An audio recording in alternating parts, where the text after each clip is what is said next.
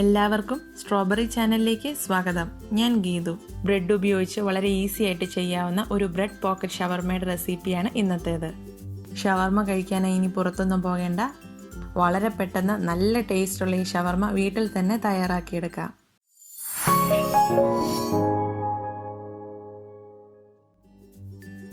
ഞങ്ങളുടെ മറ്റ് snacks റെസിപ്പികൾ channel പ്ലേലിസ്റ്റിൽ കാണാവുന്നതാണ്.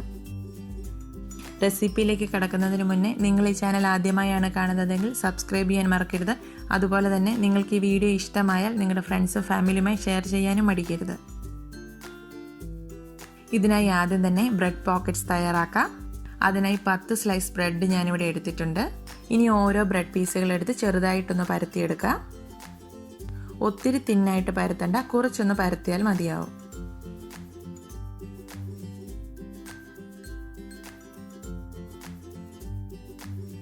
പരത്തിയെടുത്ത 2 ബ്രെഡ് പീസുകൾ ഒരുമിച്ച് വയ്ക്കുക. ഇനി ഇത് റൗണ്ട് ഷേപ്പിലൊന്ന് കട്ട് ചെയ്തെടുക്കണം. അതിനായി ഞാനിവിടെ ഒരു അടപ്പാണ് ഉപയോഗിക്കുന്നത്. ബ്രെഡ് ഈ രീതിയിലൊന്ന് മുറിച്ചെടുക്കാൻ നിങ്ങൾക്ക് അടപ്പോ പാത്രമോ അല്ലെങ്കിൽ കട്ടർ ഉണ്ടെങ്കിൽ അതാണെങ്കിൽ യൂസ് ചെയ്യുക. ബ്രെഡിൻ്റെ സൈഡ് ഭാഗത്തുള്ള ബ്രൗൺ കളർ വരാത്ത രീതിയിൽ വേണം ബ്രെഡ് മുറിച്ചെടുക്കാൻ. ഇത് സാധാ ബ്രെഡ് ആയതുകൊണ്ട് ആ ബ്രൗൺ കളർ വരാതെ മുറിച്ചെടുക്കാൻ കുറച്ച് പ്രയാസമാണ്. അതുകൊണ്ട് സാൻഡ്വിച്ച് ബ്രെഡ് ഉപയോഗിക്കുകയാണെങ്കിൽ ഇത് വളരെ ഈസി ആയിട്ട് നമുക്ക് കട്ട് ചെയ്തെടുക്കാം. ഈ അടപ്പിൽ എല്ലാ ഭാഗത്തും നല്ലപോലെ പ്രഷർ കൊടുത്ത് നന്നായി പ്രസ് ചെയ്യുവാണെങ്കിൽ ഇത് നന്നായി കട്ട് ചെയ്ത് വരും. ഇതിപ്പോൾ ബ്രെഡ് കട്ട് ചെയ്തെടുത്തിട്ടുണ്ട്. ഈ രീതിയിലാണ് ഇത് കിട്ടുന്നത്. അപ്പോൾ ഈ രീതിയിൽ നമ്മൾ അടപ്പുകൊണ്ട് പ്രസ് ചെയ്യുമ്പോൾ തന്നെ ഇതിൻ്റെ സൈഡ് ഭാഗമൊക്കെ നന്നായി ഒട്ടി തന്നെയാണ് വന്നിരിക്കുന്നത്. അഥവാ എവിടെയെങ്കിലും ഇതുപോലെ ഗ്യാപ്പ് ഉണ്ടെങ്കിൽ ആ ഭാഗത്ത് കുറച്ച് വെള്ളം തേച്ചൊന്ന് പ്രസ് ചെയ്ത് ഒട്ടിച്ച് വെക്കാം. ഇതിലൊട്ടും ഗ്യാപ്പ് വരാത്ത രീതിയിൽ എല്ലാ സൈഡും നന്നായി തന്നെ ക്ലോസ് ചെയ്ത് വെക്കണം. കാരണം ചെറിയ ഹോളാണെങ്കിൽ പോലും നമ്മൾ ഫ്രൈ ചെയ്യുന്ന സമയത്ത് അതിലൂടെ എണ്ണ കയറും. അതുകൊണ്ട് എല്ലാ വശങ്ങളും നന്നായി തന്നെ ക്ലോസ് ചെയ്തെടുക്കാം. എല്ലാ ബ്രെഡും ഈ രീതിയിൽ കട്ട് ചെയ്തെടുത്തിട്ടുണ്ട്. അടുത്തതായി ബ്രെഡ് ക്രംസ് തയ്യാറാക്കാം. അതിനായി ഒരു പാനിലേക്ക് ബാക്കി വന്ന ബ്രെഡ് പീസുകളെല്ലാം മുറിച്ചിട്ട് കൊടുക്കാം. ഇനി ഇതൊരു മീഡിയം ഫ്ലെയിമിലിട്ട് ഇളക്കി കൊടുത്തുകൊണ്ടൊന്ന് മൊരിച്ചെടുക്കാം. ലോ ഫ്ലെയിമിലിട്ട് ചെയ്യുവാണെങ്കിൽ ഇടയ്ക്കൊന്ന് ഇളക്കി കൊടുത്താലും മതി. ഞാനിവിടെ ഒരു മീഡിയം ഫ്ലെയിമിലിട്ട് ഇളക്കി കൊടുത്തുകൊണ്ട് തന്നെയാണ് ഇത് ഫ്രൈ ചെയ്തെടുക്കുന്നത്. ഇതൊരു 3 മിനിറ്റിൽ നല്ല ക്രിസ്പിയായി കിട്ടും. ഇതിപ്പോൾ നന്നായി മൊരിഞ്ഞു വന്നിട്ടുണ്ട്. ഇതിനി ഒന്ന് വാങ്ങി കുറച്ചൊന്ന് തണുക്കാനായി മാറ്റി വയ്ക്കാം. ഇത് നന്നായിട്ട് തണുക്കണ്ട, ചെറുതായിട്ടൊന്ന് ചൂട് മാറിയാൽ മതി. ഇതിനി മിക്സിയുടെ മീഡിയം ജാറിലേക്ക് ഇട്ടൊന്ന് പൊടിച്ചെടുക്കാം.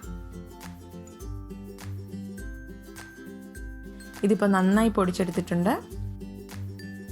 ഇതൊരു പാത്രത്തിലേക്ക് മാറ്റാം. ഇത് കടയിൽ നിന്നും വാങ്ങിയ ബ്രെഡ് ക്രംസ് ആണ്. ഇത് തമ്മിൽ വലിയ വ്യത്യാസങ്ങളൊന്നുമില്ല. കടയിൽ നിന്നും വാങ്ങിയത് കുറച്ചും കൂടി ഒന്ന് ക്രിസ്പി ആയിട്ടാണ് ഇരിക്കുന്നത്. അപ്പോൾ ഈ രീതിയിലാകണമെങ്കിൽ ഇത് പാനിലിട്ട് കുറച്ച് സമയം കൂടി ഒന്ന് റോസ്റ്റ് ചെയ്തെടുത്താൽ മതി. ഞാൻ ഇന്നിവിടെ ഉപയോഗിക്കുന്നത് ഇപ്പോൾ തയ്യാറാക്കിയെടുത്ത ഈ ബ്രെഡ് ക്രംസ് തന്നെയാണ്. ഇനി ബ്രെഡ് കവർ ചെയ്യാനുള്ള എഗ് വാഷ് തയ്യാറാക്കാം. അതിനായി ഒരു ബൗളിലേക്ക് ഒരു മുട്ട എടുക്കുന്നു. ഇനി ഇതിലേക്ക് 1/2 ടീസ്പൂൺ പഞ്ചസാരയും 2 ടേബിൾ സ്പൂൺ പാലും ചേർക്കുന്നു.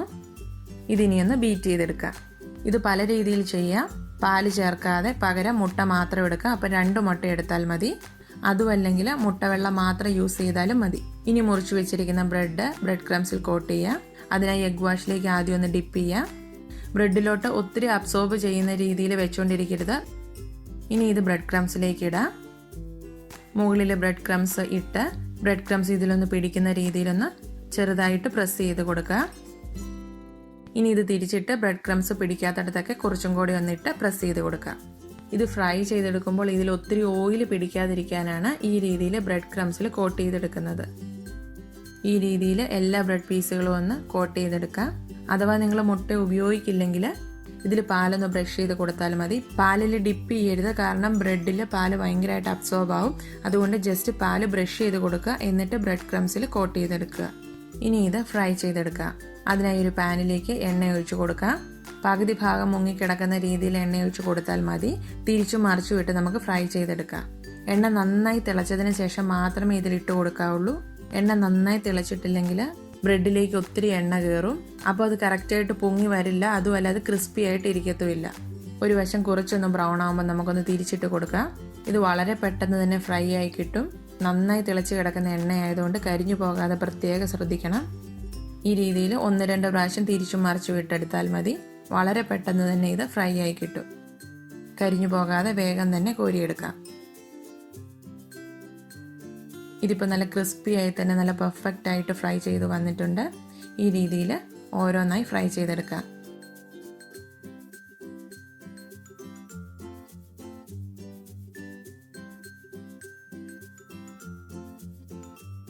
അടുത്തതായി ഇതിലേക്കുള്ള ഫില്ലിങ് തയ്യാറാക്കാം. അതിനായി ആദ്യം തന്നെ ചിക്കൻ റെഡിയാക്കി എടുക്കാം. നന്നായി കഴുകി വൃത്തിയാക്കിയ ഒരു ചിക്കൻ ബ്രസ്റ്റ് എടുത്തിട്ടുണ്ട്. ബോൺലെസ് ചിക്കനാണ് ഇതിലേക്ക് എടുക്കേണ്ടത്. ഇനി ഇതൊരു കത്രിക ഉപയോഗിച്ച് ചെറിയ കഷ്ണങ്ങളായിട്ട് മുറിച്ചെടുക്കാം. ഈ രീതിയിൽ ചെറിയ കഷ്ണങ്ങളാക്കണമെന്ന് നിർബന്ധമില്ല. വലിയ കഷ്ണങ്ങളാക്കി വേവിച്ചതിന് ശേഷം ചെറിയ കഷ്ണങ്ങളായി മുറിച്ചിട്ടാലും മതി. 250 ഗ്രാം ചിക്കനാണിത്. ഇനി ഇതിലേക്ക് 2 പിഞ്ച് മഞ്ഞൾപ്പൊടി, 2 പിഞ്ച് മുളക് പൊടി, 1/4 ടീസ്പൂൺ കുരുമുളക് പൊടി, 1/2 ടീസ്പൂൺ ഉപ്പ്, ഇവയെല്ലാം കൂടി ചേർത്തൊന്ന് മിക്സ് ചെയ്തെടുക്കാം. ഈ സമയത്ത് 1 ടീസ്പൂൺ ജിഞ്ചർ ഗാർലിക് പേസ്റ്റ് കൂടി ചേർക്കാം. ചേർത്തില്ലെങ്കിലും കുഴപ്പമില്ല. ഇതിന് സമയമുണ്ടെങ്കിൽ ഒരു 10 മിനിറ്റ് റെസ്റ്റ് ചെയ്യാനായി വയ്ക്കാം. അല്ലെങ്കിൽ ഡയറക്റ്റ് വേവിച്ചെടുത്താലും കുഴപ്പമില്ല. ഇത് വേവിക്കാനായി ഒരു പാനിലേക്ക് 2 ടീസ്പൂൺ എണ്ണ ഒഴിക്കാം. ഇനി ഇതിലേക്ക് ചിക്കൻ ഇട്ട് കൊടുക്കാം. ഇനി ഇത് 2 രീതിയിൽ വേവിച്ചെടുക്കാം. ഒന്നെങ്കിൽ ലോ ഫ്ലെയിമിലിട്ട് മൂടി വെച്ച് വേവിക്കാം. അങ്ങനെ ചെയ്യുമ്പോൾ ചിക്കനിൽ നിന്നും വെള്ളം ഇറങ്ങി പിന്നീട് അതൊന്ന് വറ്റിച്ചെടുക്കുമ്പോഴത്തേക്കും ചിക്കൻ പാകത്തിന് വേവായി കിട്ടും. ഇടയ്ക്കിടയ്ക്കൊന്ന് ചിക്കൻ ഇളക്കി കൊടുത്താൽ മതിയാവും. രണ്ടാമതായി ഞാനിപ്പോൾ ചെയ്യുന്ന രീതിയിൽ ചിക്കൻ വേവിച്ചെടുക്കാം. അതായത് ഹൈ ഫ്ലെയിമിലിട്ട് ഇളക്കി കൊടുത്തുകൊണ്ട് കുക്ക് ചെയ്തെടുക്കുന്നു. ഈ രീതിയിൽ ചെയ്യുമ്പോൾ ചിക്കനിൽ നിന്ന് വെള്ളമൊന്നും ഇറങ്ങുന്നില്ല. ഈ രീതിയിൽ ചെയ്യുമ്പോൾ ചിക്കൻ വളരെ വേഗത്തിൽ തന്നെ കുക്കായി കിട്ടും. ഇതിപ്പോൾ ചിക്കൻ ഇവിടെ പാകത്തിന് വേവായിട്ടുണ്ട്. പക്ഷെ ഞാനിനി കുറച്ച് സമയം കൂടി ഇതൊന്ന് റോസ്റ്റ് ചെയ്തെടുക്കുന്നുണ്ട്. ഈ രീതിയിൽ റോസ്റ്റ് ചെയ്താൽ ചിക്കന് ടേസ്റ്റ് കൂടും. നിങ്ങളുടെ ടേസ്റ്റിനും ഇഷ്ടത്തിനും അനുസരിച്ച് ഇത് കുക്ക് ചെയ്തെടുക്കുക. അങ്ങനെ ചിക്കൻ റെഡി ആയിട്ടുണ്ട്. ഫില്ലിങ്ങിലേക്ക് വേണ്ട വെജിറ്റബിൾസ് എല്ലാം അരിഞ്ഞു വെച്ചിട്ടുണ്ട്. നിങ്ങളുടെ ഇഷ്ടത്തിനനുസരിച്ച് വെജിറ്റബിൾസ് ഒക്കെ തീരുമാനിക്കാം. അതുപോലെ തന്നെ ഈ വെജിറ്റബിൾസ് ഒക്കെ നിങ്ങൾക്ക് ഇഷ്ടമുള്ള രീതിയിൽ അരിഞ്ഞെടുക്കാം. 1/2 കപ്പ് കൊത്തി അരിഞ്ഞ സവോള, 1/4 കപ്പ് തക്കാളി, 1/2 കപ്പ് ക്യാബേജ്, ചെറുതായി അരിഞ്ഞ 1/2 cup cucumber, 1/4 cup carrot, 1/8 teaspoon കുരുമുളക് പൊടി, 1/4 ടീസ്പൂൺ ഉപ്പ്, 1/2 ടേബിൾ സ്പൂൺ നാരങ്ങാനീര്, ഇവയെല്ലാം കൂടി ചേർത്തൊന്ന് മിക്സ് ചെയ്തെടുക്കാം. ഇനി ഇതിൽ നിങ്ങൾക്ക് ക്യാപ്സിക്കം, ലെറ്റ്യൂസ്, കോൺ ഇവയൊക്കെ ചേർത്ത് കൊടുക്കാം. ഇഷ്ടമുള്ള എല്ലാ വെജിറ്റബിൾസും ചേർത്ത് കൊടുക്കുക. നിങ്ങൾക്ക് വേണ്ട എരിവിനനുസരിച്ച് കുരുമുളക് പൊടി കൂടുതൽ ചേർക്കാം. അതുപോലെ പുളി നോക്കി കൂടുതൽ നാരങ്ങാനീര് വേണമെങ്കിൽ ചേർക്കാം. ഉപ്പ് നോക്കി ആവശ്യമെങ്കിൽ കൂടുതൽ ചേർക്കാം. ഇനി ഇതിലേക്ക് വേവിച്ചു വെച്ചിരിക്കുന്ന ചിക്കൻ ചേർക്കാം. 3 ടേബിൾ സ്പൂൺ മയണൈസ് ചേർക്കാം. ഇനി ഇത് നന്നായി മിക്സ് ചെയ്തെടുക്കാം.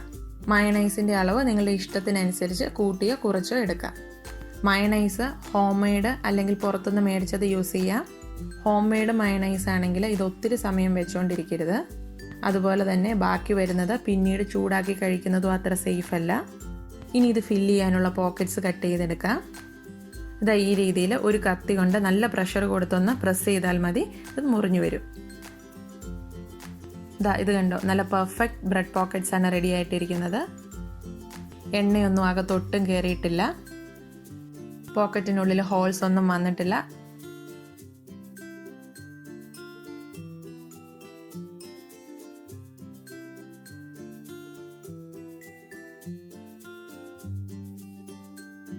നല്ല പെർഫെക്റ്റ് ബ്രെഡ് പോക്കറ്റ് തന്നെയാണ് ഇവിടെ റെഡി ആയിട്ടിരിക്കുന്നത്. ഇനി ഇതിലേക്ക് ഫില്ലിങ് വെച്ച് കൊടുക്കാം.